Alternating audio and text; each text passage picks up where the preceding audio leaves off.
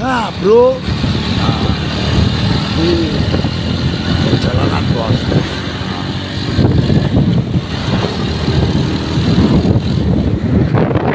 Mulai baru kata bos. Nah, jadi hari ini aku mau tanya-tanya. Takok pitik bos, soalnya itu cara belah pitik masak-masak pitik bos. Sakar takok Kang Badri. Nah, iki wong. Kari daun singkong. Oh. Ora kenapa kene pitik to? Dibelah nek pitik. Reneng. Oh. Ora ndingi nganu pitik apa wong? Sapa? Sotik ndingi. Jero tuku pitik. Cili-cili. Pira to regane pitik cilik-cilik ngono kae?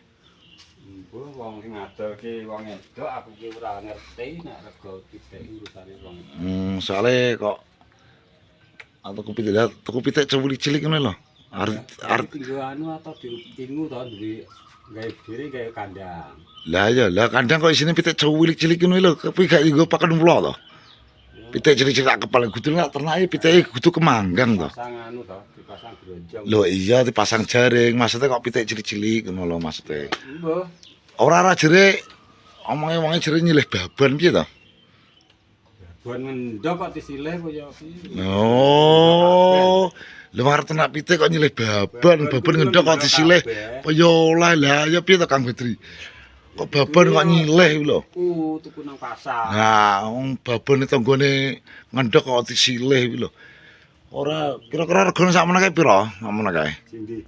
Cilik-cilik ngene lho lan tuku lho piranan. Ora ngerti nek regane. Ku nek regane pitik wong itu aku ora ngerti. Lah wong babon ngendhok kok disilih apa ya oleh. Arep ternak pitik kok nyilih babon ngene Kang Badri apa ya oleh to. Ngawur jene niat ternak ora kuwi lho. Kudune lak nginguan jago ya sakmono kae Kang Badri. Sakmono kae lak dienggo ternak wi lak ternak cilik ngene iki usum mudan ora ya kademen kudune ternake pitik ya ngono kae. Lah ternak pitik kok nyilih babon apa ya oleh ngono. Nyilih babon pira. Nah, ngono kok nyilih lho. Sakmene meniki lho lor, sing dituku lor. Nang pasar nek. Lah ya iki regane pira sakmene iki lho. Lah Kuwi wis disape lho pitikku sakmono. lah ya wis disape. Lah ya. Oh. Nek gak kleru nang 12 monggo tunggale.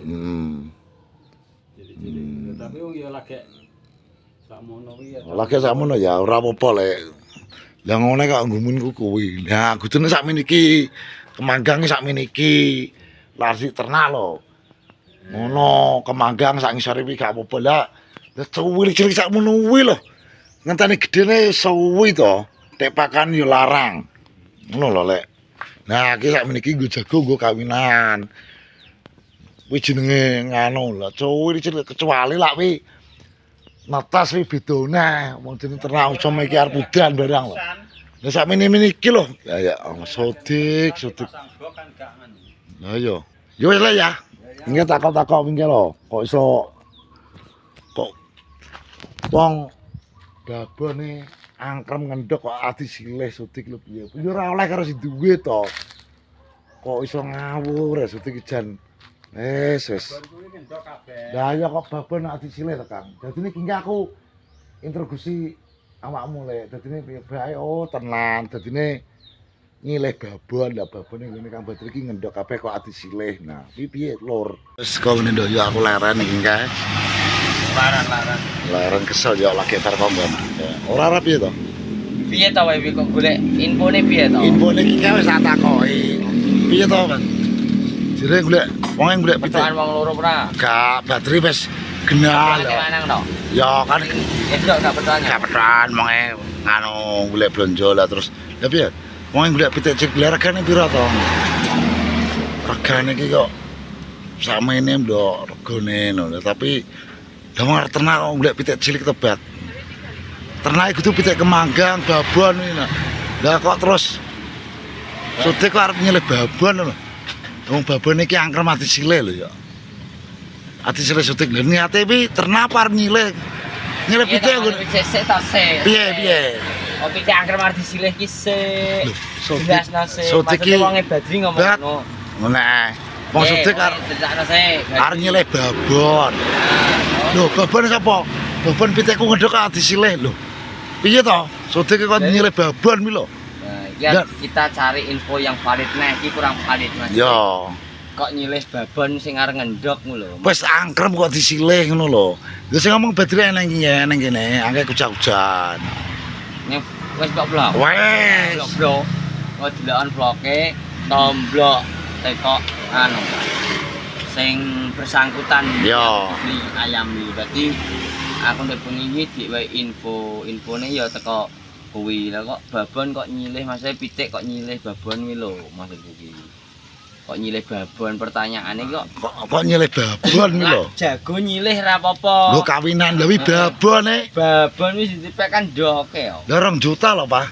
Kok ora Rasanya ngene. 2 juta kan dia ngerjakno wong, butuh jaring kae jare 120. lak ping pindho. 120 wis 50 meter dawane. 50 meter lak ping pindho. Kasarane tuku 100 wonge. 100. Dadi 120 tambah 120 piro? Sak 250. Nah, 250. Saiki pekerja kae umpamane dibayar harian elek-elekan ae lah. Elek-elekan iki. Elek-elekan wong loro. Wong loro pirang dino? 2 dino apa 3 dino? Nah, kuwi anggap ae carane 300-an no, kan enek wong tepan petok pringe. Iya. Dino wis 600. 600 karo 250. Berarti piro wi? Ya sing tuku liyane kaya pitik tuku apa kuwi. Lah dek kan tukune kan pitik cilik kan murah. Kleru seharusnya lak pengen nganu kuwi, pengen ngingu aja tuku sing sakmene. Kudune paling tidak tuku babon. Dadi tuku lancuran jago siji. Iya. Babone sing akeh. Iya. Umpamane babon kuwi kan paling gak sitok lak ning wong ngene iki 50.000-an. Iya. Cara Lha lak Go 50.000 lah, paling pitik sitok 50.000. ya catatanmu lah tuku sak kepel-kepel wi. Lho wi kok pakan pulau sawo kembang to ya. Lah ya maksudku ngene lho. Paling 50.000-an lah, kasarane tuku 5. 250. Jagone 100. Piro wi berarti? 350. 350. Kuwi sik umpamane. Lah ya kan babon kan iso kena dikawin karo jagone samana. Iya. Lah kok malah tukune cilik-cilik sak Maksudnya kepel umpamane wi lho. Tuku kuwi sik 5 karo 1 kan 6 to. Berarti 6 ekor ayam sik iki diinguse. Lah umpamane jek enek sisa uang, kuwi kan pengene nggo tuku pakan oh, paling mungkin pikirane. Lah pakan kan dengan berjalan waktu kan pakane kan kudune kan narjete sak wulan to. Lah narjete langsung setahun yo entek to duwite kuwi. Lah ya. Di 1 bulan mamane tuku dedek, saiki dedek sak kilo piro to? Sak kilo larang lho ya. Piro? Selawe lho ya. Dedek e? Larang ya. Tenan pura dedek Loh. sak kilo selawe. Alah diomong dedek saiki larang ya. So, Wong beras semur 13.000 selawe ki oleh 5 kilo. 4 kilonan. Berarti yo anggap ae 5.000. Berarti satu apa dedeknya 5.000 oh 5.000 lah umpamane seminggu pitik 6 e masa ya ora dicampuri pun cetha. Lah iya. 1 kilo sedina yo kasarane tuku ae 10 kilo. Ora lah laku wis gak nganu ya. Ini tuku sak kepel-kepel ki kok nggo pakan pulau sawo kembang lho ya. Ora maksudnya ngene. Wah, Nek tak pertanyaan kok arep nyilih babon barang isi tak ungkit wi, arep tak ungkit kok. ungkitan wi, soalnya akeh takok yang sing duwe pitik. Dak terus wingko lak petokan iwan, petokan anu pangkat tak. Iya. Pokoke pertanyaan kuwi kok enek kata-kata kok nyilih babon ku lho kok sok. Lah niate kok ora tuku kok babon kok nyilih. Lah kudune sode kan tukune babon karo lanangan ben dikawin sing kuwi ben iso mana. Lah kok malah tuku ciri-ciri sak kepel-kepel kuwi lho. Aki ora nganu kur cuma ngomong tok ngono lho ya, kok iso manu lho. Ora yo kadang jatan kok. Apa iki juga kan wonge kan tau ngomong anggar nek wong usaha apa gak bakal berhasil.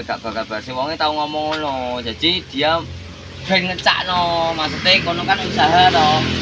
Delok ae ngono lho. Ya wis pokoke didelok ae lho. Soale lak wong ternak pitik kuwi kudune tukune babon karo jago. Ora tuku cilik-cilik ngono kuwi. Lah wis cek pirang sasi pirang anu ngenteni pakan, ngenteni gedene barang. Orang terak udan, orang terak apa-apa rumah samu. Tapi ya ora apa-apa, Bos. Soalnya ben pitik cilik kuwi resiko. Ya. Ini gampang carane iki musuhe akeh. ya Siji penyakit, loro kewan-kewan Ya. ini. Tikus pun nak tikus liwok anu.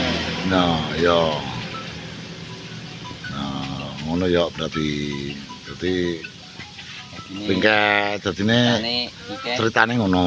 Lek Badri bos, Lek Badri. Lek Badri wonge dek iki cerita karo wong-wong nang warung iki cerita. Babon ku arti silih sodik lha kuwi lho. Pertanyaane wong, Mbok iki metu pertanyaan kuwi babone arti silih pitik, babon kok arti silih sodik lha kuwi lho. nah Lah kok kuwi. nyilih babon lho.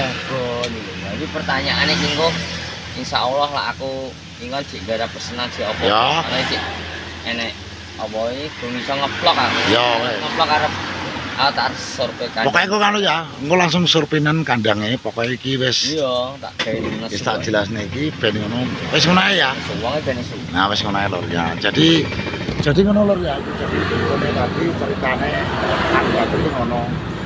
Sote karo babone ngene ronggone ngene Kang Badri. Yo ora oleh to babone anjak kok disile. Nah, iki wis ngono lur iki. Jadi nanti tolong komentar di kolom komentar ya teman-teman nanti kalau vlog ini saya ya ini sebenarnya lor dukung di Purworejo coba ya. Assalamualaikum warahmatullahi wabarakatuh.